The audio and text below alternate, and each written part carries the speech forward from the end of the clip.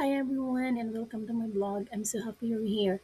This is the place where I share my journey of learning Japanese, especially Keigo, those beautiful polite forms that show respect and kindness.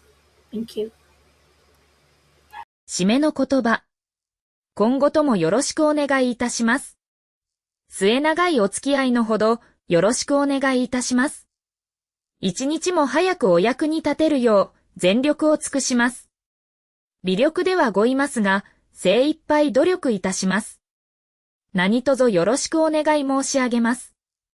皆様のご健勝とご多幸を心よりお祈り申し上げます。ますますのご発展をお祈り申し上げます。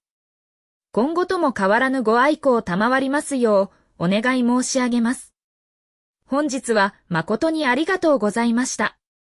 それでは失礼いたします。Thank you for watching. See you in my next video. Bye bye.